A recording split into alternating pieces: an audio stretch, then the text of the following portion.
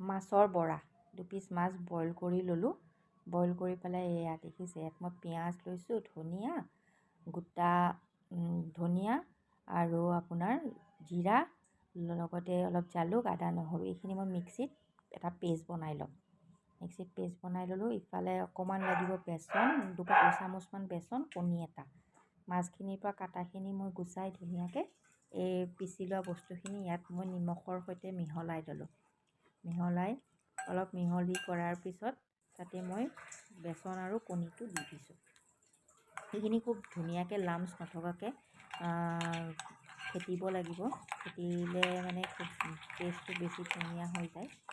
সেইকাৰণে ফেটাটো মেইন কথা, মানে ফেটি গোটেই মাছৰ লগত বস্তুটো মিক্স কৰি দিব লাগিব। মিক্স কৰি আছোঁ পূৰা।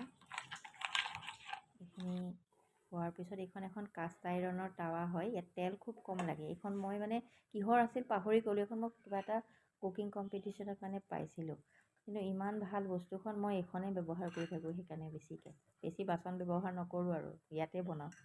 এনেকৈ দি দিছোঁ, কম জুই অকণমান দি থৈছোঁ, অকণমান মানে ধুনীয়াকৈ ৰঙা হ'ব তেতিয়া। তেলটো কম দিয়া আছেতো, তেলটো কম দিয়া থাকিলে কম জুইত ভাজিলে এনেকৈ ধুনীয়াকৈ আপোনাৰ ৰঙা হৈ গ'ল। গোটেইখিনি এতিয়া ভাজি লওঁ। ভাজি ল'লে এনেকুৱা বস্তুবোৰ খাই ল'ৰা ছোৱালীয়ে বিৰাট ভাল পায়। মোৰকেইটাইতো ভাল পায় আৰু বৰা বোলা বস্তুটো। সেইকাৰণে বেলেগ বেলেগ কিবা কিবি বৰা চৰা বনাই থাকিবৰ কাৰণে যত্ন কৰোঁ আৰু।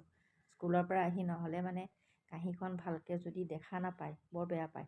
আপোনালোকে বনাই চাবচোন, বিৰাট টেষ্টি হয় খাবৰ কাৰণে, কম মাছতে হৈ যাব।